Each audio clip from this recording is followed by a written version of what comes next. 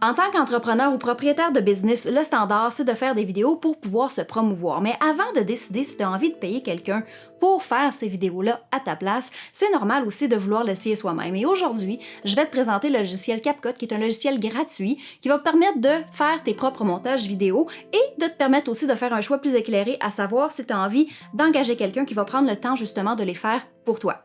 On y va. Tout d'abord, ce qui est important de savoir, c'est que l'application CapCut existe en deux versions. Il existe une version que tu peux installer sur ton ordinateur, mais il existe aussi une version que tu peux installer sur ton téléphone. Et même si c'est très pratique de l'avoir sur ton téléphone parce que ça te permet d'utiliser CapCut lors de tes déplacements, par exemple, reste que l'écran est très petit. L'avantage est que si vous décidez de passer à la version payante, à ce moment-là, CapCut ordinateur et CapCut sur ton téléphone vont se synchroniser et tu vas avoir accès à tes montages, peu importe que tu décides une journée de travailler sur ton téléphone et l'autre journée de travailler sur ton ordinateur. Moi, personnellement, pour faire le montage, j'utilise que la version ordinateur et c'est celle-là que je vais vous montrer aujourd'hui. Et vous pourrez faire le lien avec la version téléphone puisque les boutons sont les mêmes, sont juste déplacés des fois à certains endroits plutôt que d'autres.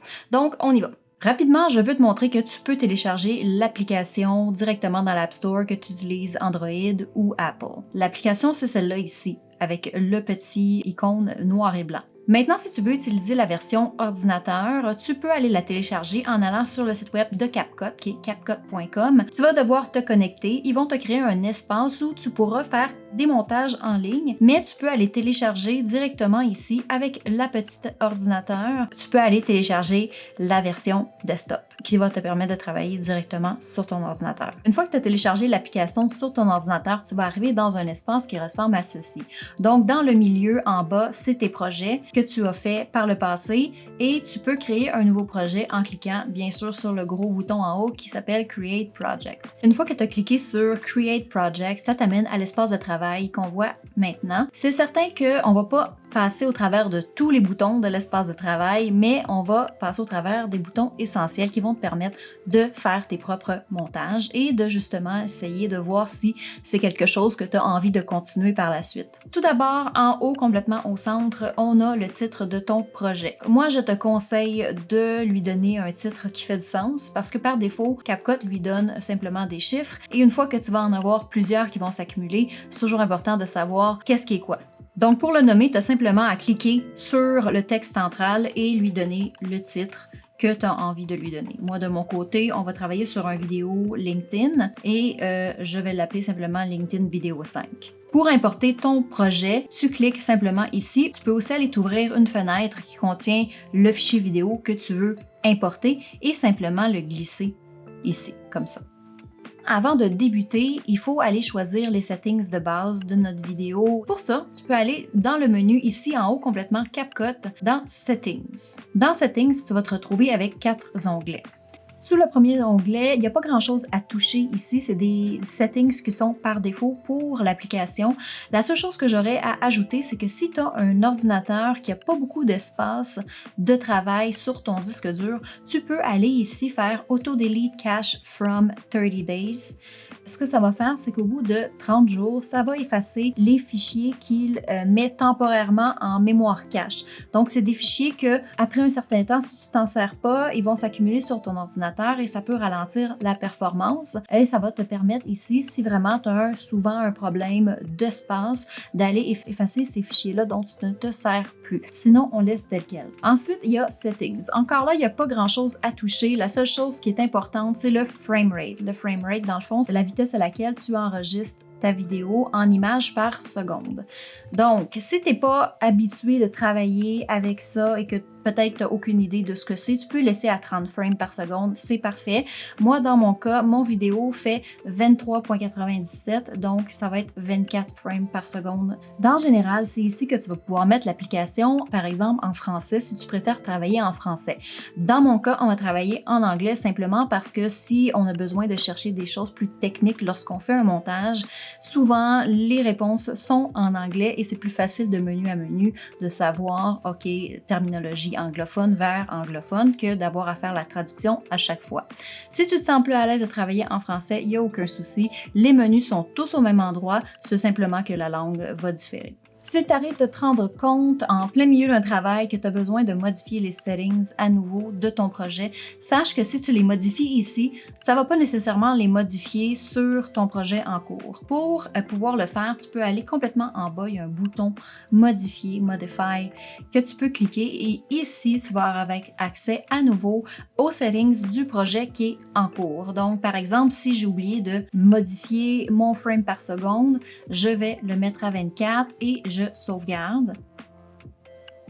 Et on voit ici que ça s'est mis à jour. Pour ce qui est de l'interface générale, on a tous les boutons les plus utiles que tu vas probablement utiliser le plus qui sont en haut ici. Tu peux cliquer et ça va afficher le contenu de chacun des boutons dans la zone qui est juste ici. Donc on peut regarder ici les textes, les stickers, les effets. Donc tout ça s'affiche ici. L'écran qui est juste à côté, ici, Player, va te montrer ton playback, dans le fond, ce sur quoi tu es en train de travailler. Ils vont te montrer tes images, ta vidéo. On va le voir un petit peu plus tard.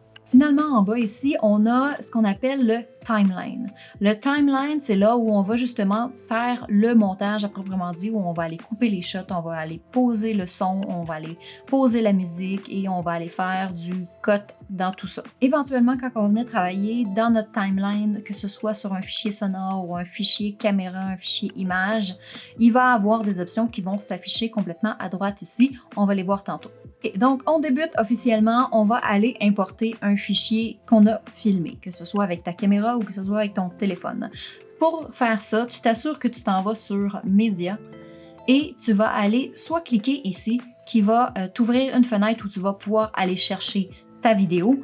Et sinon, tu peux aussi simplement aller chercher ta vidéo dans une fenêtre et la glisser directement dans ton espace de travail. C'est important de la glisser dans l'espace qui est ici. Et si tu as plusieurs vidéos, tu peux faire la même chose, simplement aller tous les glisser ou en cliquant, tu peux aller aussi les ouvrir juste ici en cliquant sur le bouton Import si tu as besoin d'autres fichiers. Tu peux faire un prévisionnement de tes fichiers en double-cliquant sur le fichier que tu veux visionner avant de faire le montage. Une fois que tous tes fichiers sont importés, pour commencer, tu peux simplement aller cliquer sur le fichier que tu as besoin et le glisser sur ta timeline. Et là, en bougeant ici la tête de lecture, tu peux effectivement voir ta vidéo. Pour ce qui est des boutons pour le timeline, ici on a le bouton de la flèche et le bouton du split, qui est en fait celui qui sert à faire des coupures. Donc c'est les deux boutons les plus importants que tu vas te servir lors de ton montage et je te conseille d'apprendre les shortcuts qui sont ici la petite flèche, le A, et la petite lame ici qui est B. Si on y va ici, par exemple, je suis en plein milieu de mon timeline et je décide que je veux faire une coupure ici, soit que je peux manuellement aller chercher ma lame ou je peux simplement cliquer sur B et là, on voit que mon curseur s'est transformé en lame et je peux aller faire ma coupure. On peut la voir ici, d'ailleurs, si je m'approche, la coupure, elle est juste ici. Si je veux bouger, par exemple, celui-là ici, c'est certain qu'en gardant la lame, je ne peux pas le faire. Il faut que je retourne à ma flèche. Donc, encore une fois, on peut aller la chercher ici, mais si tu connais les raccourcis clavier, les shortcuts, à ce moment-là, tu peux jongler entre le A et le B très rapidement et travailler de manière plus efficace. Par défaut, quand tu vas amener un fichier sur ta timeline, ton vidéo va se mettre dans le même format, dans la même dimension que la vidéo que tu as filmée. On voit ici que moi, ma vidéo, elle est verticale et c'est parce que j'ai tourné ma caméra pour filmer dans ce sens-là. Si tu veux changer le format et que tu aimerais peut-être en l'avoir en horizontal, tu peux le faire juste ici avec le bouton Ratio qui va te permettre justement d'aller changer la dimension de ton frame pour avoir une dimension autre que tu aimerais avoir. Un autre bouton qui peut être important pour toi si jamais tu as un ordinateur qui est peut-être un peu moins puissant, c'est le bouton juste ici qui est Full, moi par défaut. Ça veut dire que le playback et le montage que tu vas regarder et pendant que tu fais ton montage, tout va être montré en qualité la plus grande. Si tu veux, tu peux baisser temporairement ici. Donc, si tu as un ordinateur qui peut-être, quand tu pèses sur Play pour regarder ton montage, ça fait des coupures ou ça joue pas de manière fluide, tu peux aller changer la qualité ici. Par exemple, peut la transformer à low. Et ne t'inquiète pas, oui, ton montage va être en low quality quand tu vas faire le montage, mais une fois que tu vas l'exporter, par défaut, il va l'exporter dans la résolution initiale qui est en pleine qualité. Une fois que tu auras déplacé toutes tes vidéos dans ta timeline, toutes les vidéos que tu as besoin, tu peux déjà débuter à faire ce qu'on appelle un squelette, c'est-à-dire faire toutes les premières coupures des zones de ta vidéo que tu n'as pas besoin. Par exemple, les espaces vides, celles où tu ne parles pas, ou peut-être des bégaiements. C'est certain que pour débuter, je te conseille de trier toutes les zones vides. Pour faire ça de manière simple, tu peux aller zoomer sur ta timeline pour mieux voir ton fichier. Tu peux faire ça de plusieurs manières. Si tu as une souris, en scrollant sur la petite roulette, tu vas pouvoir faire un zoom. Moi, j'ai un trackpad et en utilisant mes 2 doigts, je peux aller zoomer dans ma timeline. Mais tu peux aussi utiliser en haut à droite ici le petit slider pour faire ton zoom. Et on peut même grossir aussi le clip sur lequel on travaille en allant sélectionner le petit rebord ici. Et dès que mon curseur change, pour les petites flèches comme ça, on peut aller le grossir, ce qui va nous permettre de voir davantage l'audio qui est juste en dessous.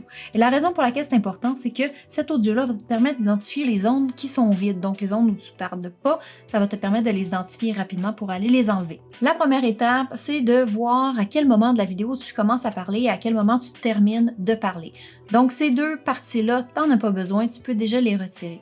Tu peux aller les identifier rapidement justement en regardant ta piste de son et voir à partir de où on voit apparaître une waveform. Quand on voit la waveform apparaître, c'est qu'il y a de la voix et donc que je suis en train de parler. Et si je m'en vais ici, on voit effectivement que je ne parle pas et hop, je me mets à parler et là, on voit la waveform. Donc, je sais très bien que ma vidéo commence à peu près ici. J'ouvre la bouche. Et donc, je vais couper ici.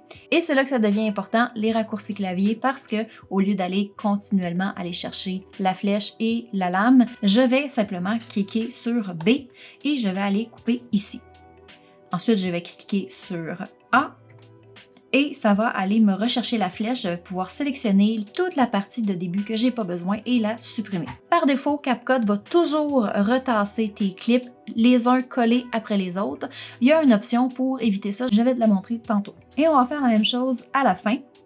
Et on peut voir que j'ai fait plusieurs prises à la fin et j'arrête de parler ici où on voit je me lève, il y a un petit espace ici. Et donc, je pèse sur B pour aller chercher ma lame, je coupe et je pèse sur A pour aller chercher ma flèche, je sélectionne et je supprime. Et on va faire ça avec tous les grands espaces. Comme ici, on voit très bien qu'il y a un grand espace où je parle pas à la caméra. Une fois qu'on a coupé le début et la fin, on va identifier les autres moments dans la vidéo où il y a des espaces et on va aller toutes les supprimer pour nous créer ce squelette de départ-là. Évidemment, je t'épargne le temps de travail et on va passer au mode rapide. Une fois que tu as terminé toutes tes premières coupures, tu peux voir que ton fichier a significativement réduit en durée. Et tu peux même aller voir ta durée. Je ne l'avais pas spécifié, je la spécifie maintenant. Tu peux voir ta durée de ton clip sur lequel tu travailles juste ici. Dans mon cas, la vidéo fait encore près de 4 minutes et la raison, c'est que je fais souvent plusieurs prises de la même partie de mon texte et ça permet d'une certaine manière de se pratiquer devant la caméra à répéter le même texte jusqu'à ce qu'on arrive à un résultat qui nous satisfait. Et donc, ça veut dire qu'il y a plusieurs sections ici que, dans mon cas, vont encore disparaître. C'est la raison pour laquelle on appelle ça un squelette et c'est que on est encore sur les os. On n'a pas mis la chair encore autour du montage, ça s'en vient. Ce que je voulais montrer aussi, c'est que tu peux très bien faire des modifications directement sur ton clip. Par exemple, si je m'en vais ici et que je décide que toute cette partie-là où je parle plus à la fin, j'en ai plus besoin, c'est important de d'abord cliquer sur mon clip et ensuite aller enlever la partie que j'ai plus besoin. Si je veux faire la même chose sur celui d'à côté, je ne peux pas directement tout de suite aller le faire. Ce que je dois faire, c'est d'abord cliquer sur mon clip et ensuite aller glisser la partie que je ne veux pas garder.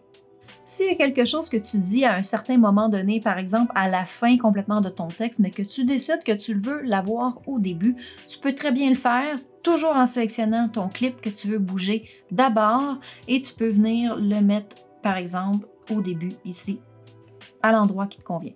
Une fois que tu es repassé une deuxième fois au travers de tout ton clip et que tu as retiré toutes les parties que tu n'avais pas besoin, les parties où tu hésitais, et que tu as coupé les prises qui étaient en double, il te reste le résultat final de ton montage vidéo.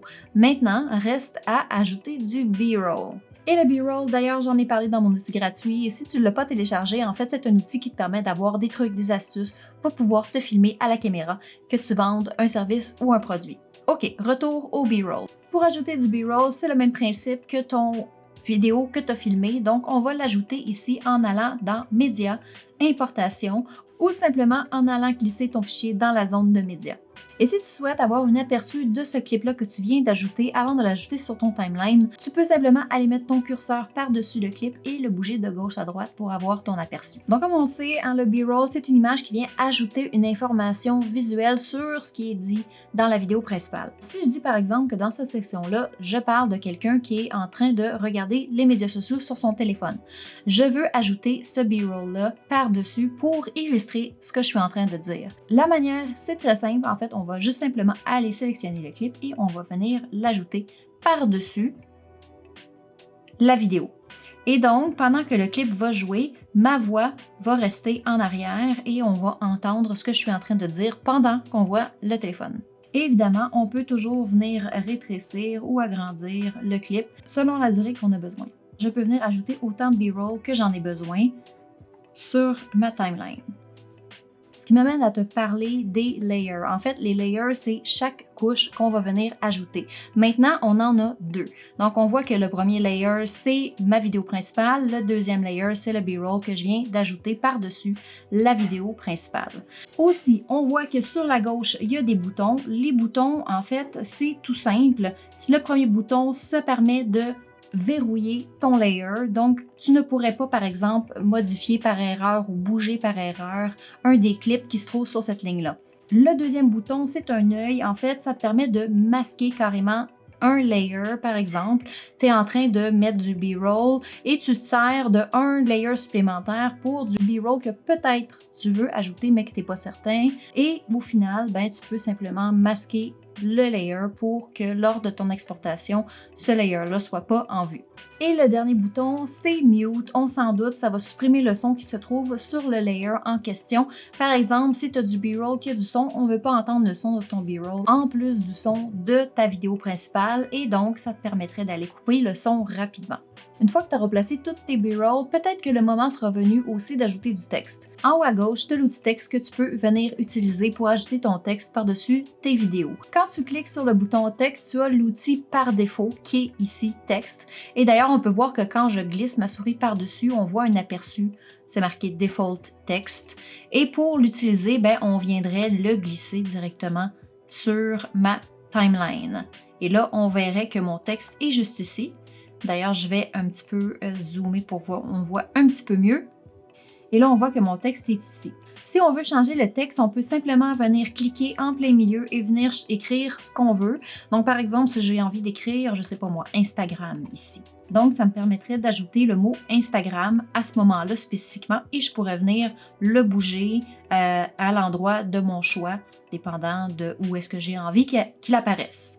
Et si tu l'as peut-être déjà remarqué, aussi quand on appuie sur le bouton texte, il y a des options supplémentaires qui s'affichent à gauche. On ne va pas passer au travers de tout ça, je vais te laisser le temps de les explorer par toi-même si tu as envie, mais ce que je veux montrer, c'est qu'il y a des templates que tu peux utiliser qui a déjà des textes qui sont animés. Donc, tu peux venir choisir, par exemple, celui-là ici, rétro, et venir le glisser sur la vidéo et à ce moment-là, ton texte rétro est déjà là et animé. Il y a certaines animations texte que tu peux modifier et d'autres non. C'est des essais-erreurs. Il faut regarder lequel tu peux modifier. Par exemple, celui-là, si je viens cliquer, je peux effectivement modifier mon texte pour un autre texte. Donc, c'est pour moi, autre texte. Et voilà. Et donc, si on regarde, j'ai mon texte Instagram ici et si je continue, j'ai mon autre texte ici qui vient s'animer et qui disparaît. Si tu as envie d'avoir plus d'options pour du texte personnalisable, tu peux toujours aller voir sur des banques de contenu comme Envato Element, Motion Array, ce qui sont des banques justement qui vont contenir des animations, qui vont contenir des vidéos comme du B-roll, des choses comme ça qui vont te permettre d'ajouter un petit peu de dynamisme à ta vidéo principale. C'est sûr que c'est payant, mais au bout du compte, si tu crées beaucoup de contenu, ça en vaut le coup. Donc, revenons au texte standard. Le texte standard, il n'est pas final. Donc, oui, tu peux modifier le texte, tu peux écrire ce que tu as envie d'écrire, mais tu peux aussi modifier son apparence. Si on clique sur le clip de texte ici, on voit tout de suite que complètement à droite, il y a des options supplémentaires qui apparaissent.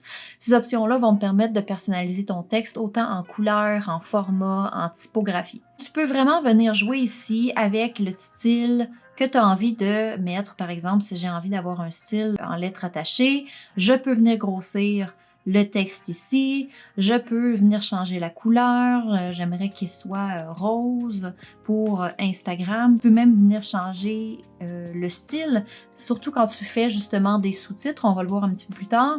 C'est quelque chose de pratique ici, là on voit ça, c'est un style de sous-titres qu'on peut voir régulièrement.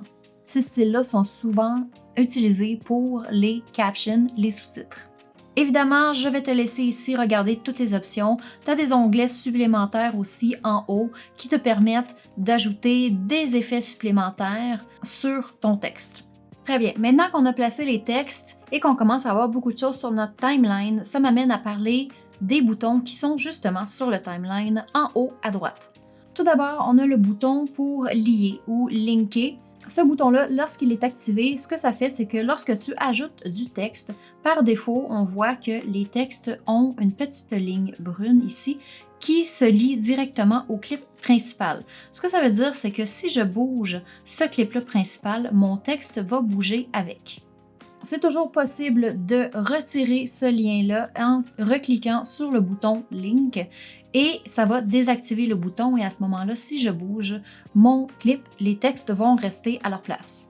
Le deuxième bouton, c'est le auto-snapping et ce que ce bouton-là sert, c'est que si je prends mon clip, on voit que si je le déplace tranquillement, à un certain moment, mon clip va snapper directement sur le clip à côté. Et donc ça permet, lorsqu'on utilise l'auto-snapping, ça permet d'éviter des vides ou des genres d'espaces noirs. Là. Des fois, on regarde une vidéo et on voit soudainement un frame noir pendant une fraction de seconde. L'auto-snapping permet d'éviter ces genres d'erreurs-là. Donc moi, personnellement, je le laisse toujours activé, mais si c'est quelque chose qui te dérange et que tu as vraiment besoin de venir bouger ton clip vraiment comme tu as envie sans le snapping, tu as simplement à le désactiver. Et finalement, le dernier bouton sur la gauche, c'est le Track Magnet. Ce bouton-là permet que lorsque tu déplaces ton clip, il va toujours revenir se coller automatiquement au clip qui se trouve juste avant lui. Si tu le désactives, ça va te permettre de bouger librement ton clip à l'endroit où tu veux sans qu'il y ait de snap qui se fasse. C'est certain que si tu utilises encore une fois cet outil-là de manière désactivée, ça peut augmenter les chances qu'il y ait encore une fois là un frame noir dans ton montage. Moi, personnellement, encore une fois, je laisse toujours ce bouton-là activé. Maintenant que tu as fait ton squelette, tu as fait ton tri, toute ta vidéo principale, elle est montée à la perfection. Tout fonctionne très bien au niveau de la voix, les coupures, c'est fluide. Et tu as placé tes textes et tu as placé tes B-roll. On arrive à un moment qui est habituellement très le fun à faire, c'est les transitions. Attention, quand tu utilises des transitions, il faut les utiliser avec modération. Visuellement parlant, une vidéo qui contient énormément de transitions qui sont apparentes va par défaut avoir l'air un peu moins professionnel qu'une vidéo qui contient peu de transitions ou qui contient des transitions plus naturelles ou intégrées de manière plus fluide. Dans notre cas ici, on a une vidéo parlée face caméra. Le meilleur usage pour utiliser des transitions dans ce type de vidéo-là, c'est d'utiliser des transitions lorsqu'on change par exemple de sujet ou si on parle par exemple de 3 clés pour faire X chose, à la clé numéro 1, on a une transition, la clé numéro 2, on a une transition, la clé numéro 3, on a une transition. Tu vois le principe. Évidemment, tu peux aussi utiliser les transitions pour marquer par exemple des moments importants ou des moments qui sont impactants. Si tu dis quelque chose par exemple et que c'est quelque chose qui va peut-être brasser les esprits, tu peux ajouter une transition où l'image va bouger un peu pour créer cet effet-là de chaos. Il y a plusieurs manières dans CapCut de faire des transitions. Moi, je vais te montrer la manière la plus facile et la plus instinctive. Si après, par la suite, tu veux explorer un petit peu plus, libre à toi de le faire. Supposons que j'ai envie d'ajouter une transition sur la fin de ce clip-là et au début de l'autre. La raison, c'est que je termine de parler sur ce clip-ci et je commence à parler sur ce clip-là. je change de sujet sur le deuxième clip et j'ai besoin d'une transition pour justement faire ce changement de sujet-là et marquer le changement. La manière la plus facile par défaut, c'est d'aller sélectionner ton premier vidéo. Et ici, on se rappelle que j'ai besoin d'une transition sur la fin. Et celui-là, j'ai besoin d'une transition sur le début. Donc, je vais aller choisir premièrement le premier clip et je vais aller dans Animation, juste ici. Ici, on a In, Out et Combo. Pour l'instant, je n'expliquerai pas le combo, mais je vais expliquer le In et le Out puisqu'ils sont vraiment les deux plus essentiels que tu pourrais utiliser pour ton montage. Le In, c'est simplement que l'animation va s'appliquer par défaut au début de ton clip. Le Out, c'est que par défaut, l'animation va s'appliquer à la fin de ton clip. Donc ici, on se rappelle que j'ai besoin d'une animation à la fin. Je m'en vais dans le Out et je vais aller choisir une animation. Toutes les animations qui ont une étiquette Pro, ça veut dire que c'est une animation que tu as besoin d'avoir la version payante de CapCut pour pouvoir les utiliser. Mais reste qu'il y a beaucoup de choix pour la version gratuite et tu peux avoir un aperçu de la transition en laissant ton curseur sur l'icône et l'animation va se mettre à jouer pour te montrer la transition. Donc, suppose que j'ai envie d'avoir celle-ci, c'est simplement à aller m'assurer que mon clip est bien cliqué et je vais cliquer une fois sur la transition que je veux appliquer pour que par défaut, la transition s'applique à la fin. Donc, si je joue mon clip, on va voir que la transition à la fin, hop, est appliquée. Maintenant, on voit que ça coupe un peu, hein? C'est pas fluide. J'aimerais effectivement ajouter une transition au début de celui-là pour compléter l'animation. Donc, je vais aller dans le In cette fois-ci, puisque je veux l'ajouter au début. Et je vais aller choisir une animation qui vient compléter celle que je viens d'utiliser pour la fin de l'autre. Voilà. Donc, si je joue les deux clips, on voit, hop, les deux animations sont là et ça continue de manière naturelle. Tu peux aussi faire des transitions manuellement. Par exemple, si tu es en train de raconter une histoire et que tu as envie que la caméra vienne faire un petit zoom-in sur toi pendant que tu racontes l'histoire pour créer une petite connexion supplémentaire avec ce que tu es en train de dire, c'est possible de faire. La manière simple de faire, c'est d'aller dans Vidéo, Basic, et dans la section Scale, ici, qui se trouve à être un agrandissement, on va venir changer le format de la vidéo. Donc, j'aimerais que ma transition débute ici, où je commence à parler. Je m'en vais dans Vidéo, Basic, Scale, et je vais aller venir ajouter un keyframe. Le keyframe, ce que ça l'établit, c'est que à cet endroit-là, mon scale est à 100%. Et je vais venir bouger jusqu'au moment où j'ai envie que, voilà, ici j'arrête de parler, donc supposons que j'ai envie que mon zoom s'arrête à cet endroit-là. Je vais venir ajouter un nouveau keyframe et ici, je vais venir agrandir ma vidéo. Et là, ce qu'on voit, c'est que si je fais un aperçu, on voit que le zoom a été appliqué. Le problème, c'est qu'on constate que mon visage s'en va à l'extérieur du cadre. On peut faire exactement la même chose avec position. Donc, je vais juste agrandir ça ici un petit peu pour qu'on le voit mieux. Si je retourne ici au premier keyframe, d'ailleurs, on peut naviguer entre les keyframes en cliquant sur les petites flèches ici. Donc, supposons que je retourne au premier keyframe et que à partir de là, ma position, elle est correcte. Donc, j'établis en ajoutant un keyframe que effectivement ma position de départ, c'est celle-là. Ma position de fin, je m'en vais au keyframe suivant. Ma position de fin, j'aimerais que effectivement on me tasse un petit peu. Et là, je peux carrément venir aller jouer ici et venir me placer. Et on vient de voir que ma position vient de changer. Et ça l'a ajouté cette information-là dans le keyframe que j'ai créé. Donc là, on voit ici qu'au début, j'ai deux keyframes qui sont tous à 100% 00 et j'ai un deuxième keyframe à la fin qui vient indiquer que à la fin, je suis à 169% et ma position est maintenant celle-là. Et si maintenant je rejoue, on voit que mon visage reste centré.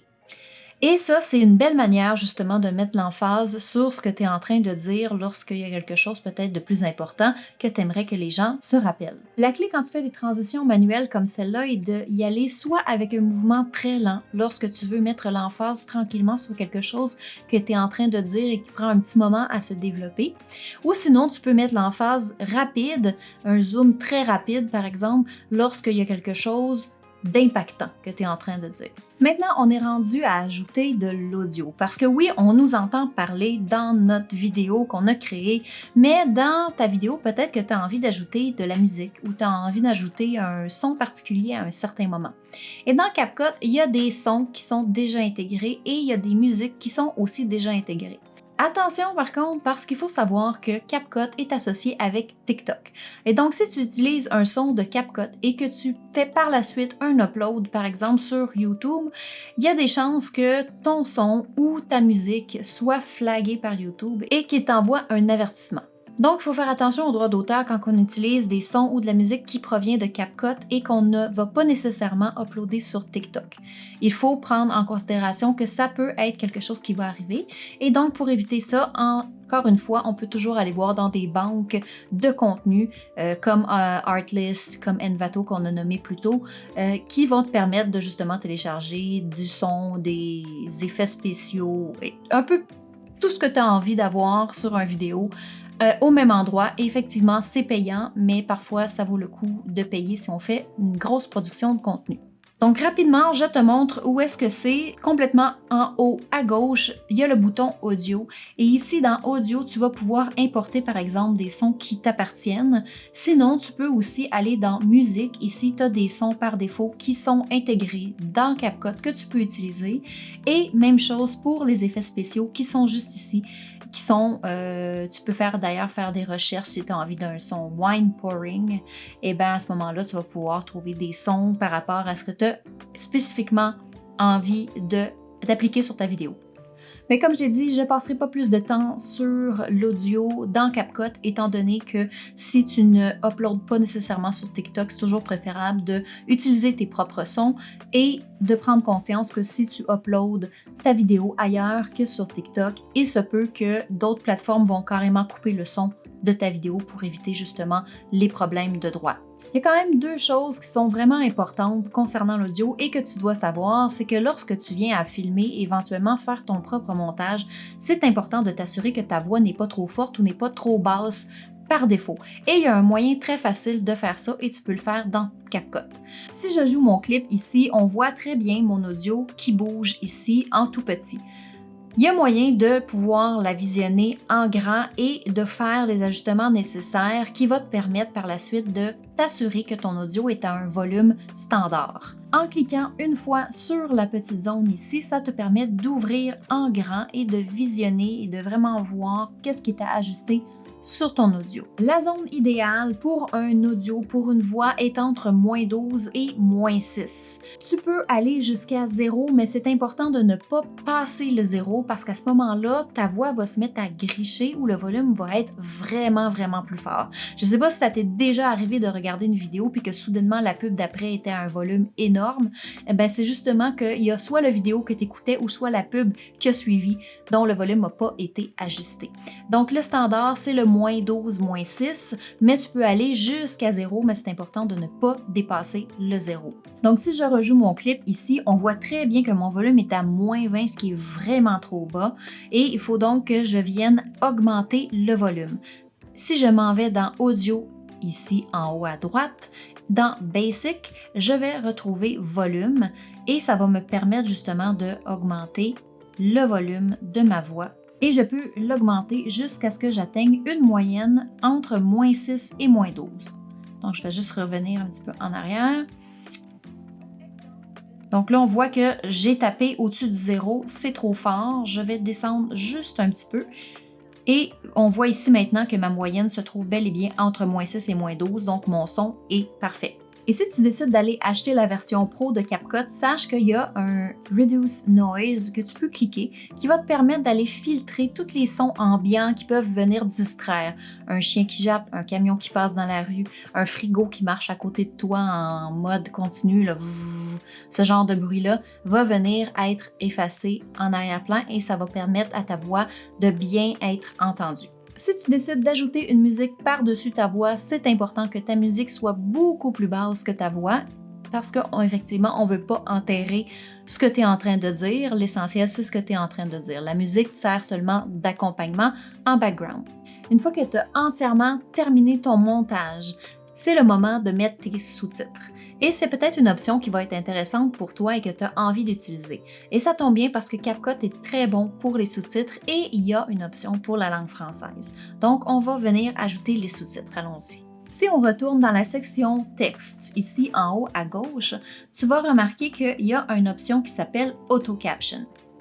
Dans la partie Spoken Language, tu peux venir ici choisir la langue de ton choix. Il y a un autodétecte, mais je conseille fortement de toujours aller choisir la langue spécifique à laquelle tu parles dans ta vidéo. Sache que si tu n'as pas la version payante de CapCut, les captions peuvent être générées jusqu'à 3 fois par mois. Donc, si jamais tu prévois faire plus que 3 vidéos par mois, je te conseille fortement de passer à la version Pro qui va te permettre de générer autant de vidéos avec des sous-titres, des captions que tu as envie. Donc, si on revient à notre application de sous-titres, dans la section texte ici, on choisit le langage. Et par défaut, moi, il est à français. Tu peux toujours mettre autodétecte, mais c'est sûr que je te conseille fortement d'aller choisir la langue spécifique à laquelle tu parles dans ta vidéo pour éviter toutes les erreurs d'interprétation que CapCut pourrait créer. Ensuite, simplement, tu cliques sur Generate ou Générer et ça va te générer automatiquement tous les sous-titres. Si tu as déjà généré des sous-titres auparavant et que tu as besoin d'effacer ceux qui ont été générés pour tous les refaire,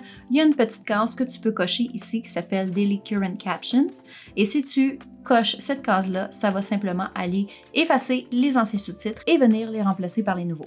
On voit que les sous-titres ont été générés et qu'effectivement, ils apparaissent au moment où je parle. C'est important de toujours réviser les sous-titres qui ont été générés automatiquement par CapCut pour 2 raisons. La première, ça se peut qu'il y ait des fautes d'orthographe qui se soient introduites dans les textes. Et la deuxième, ça se peut que des fois, il y a certains mots que peut-être il ne soit pas en mesure d'interpréter correctement et il va le remplacer par un autre mot qui n'est pas nécessairement ce que tu veux dire. Par exemple, on voit qu'effectivement, ici, il y a une erreur. Mon C' est sur la mauvaise ligne et je peux très bien juste cliquer dans le texte pour aller le modifier et aller changer le C de ligne.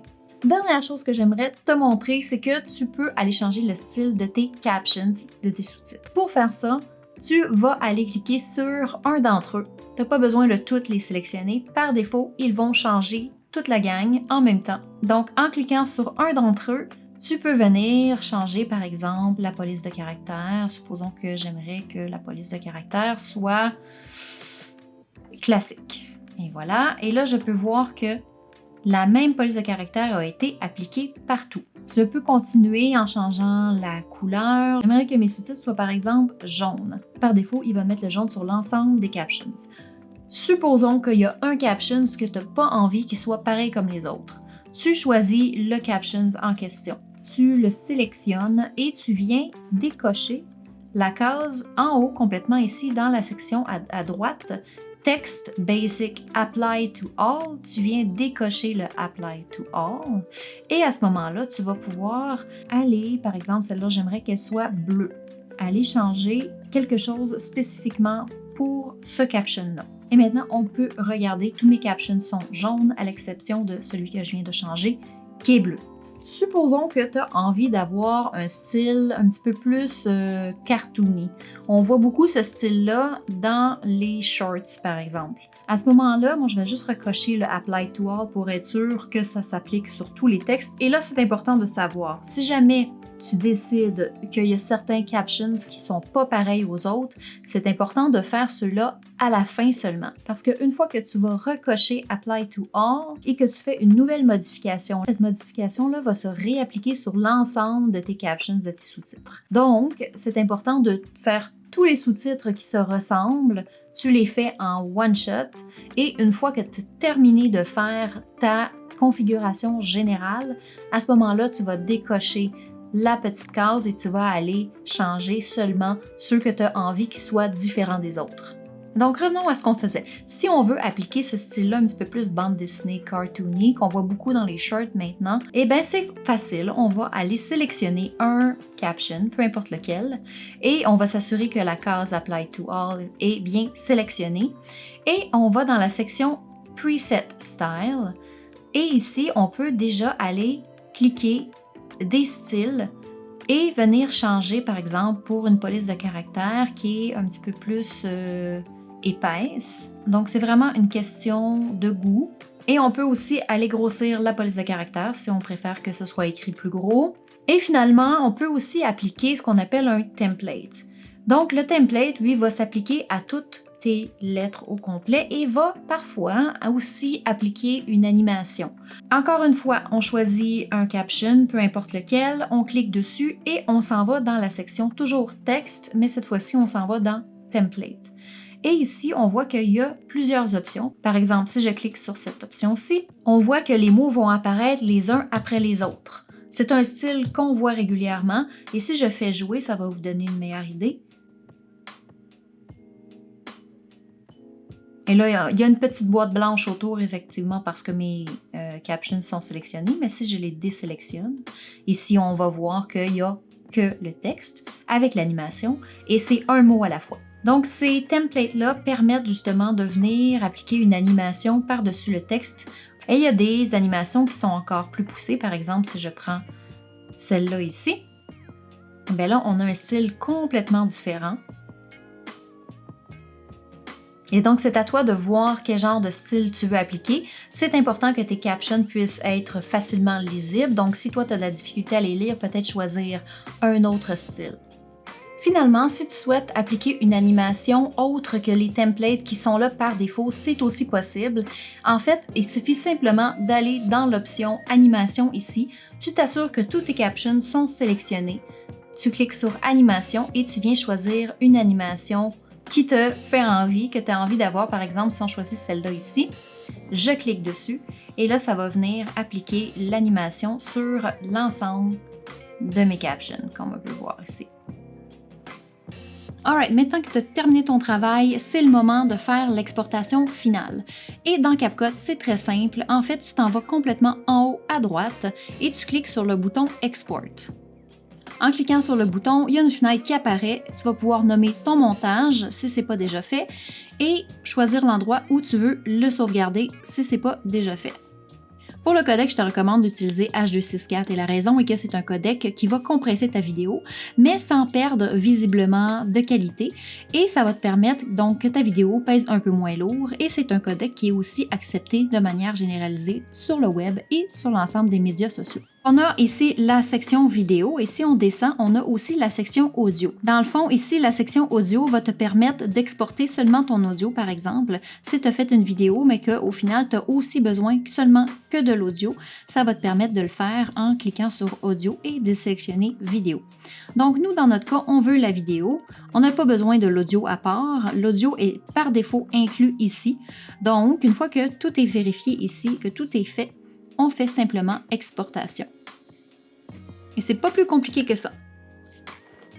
OK, sache qu'il existe plusieurs manières de faire une même chose dans CapCut. Donc moi, je me suis concentrée sur une chose à la fois.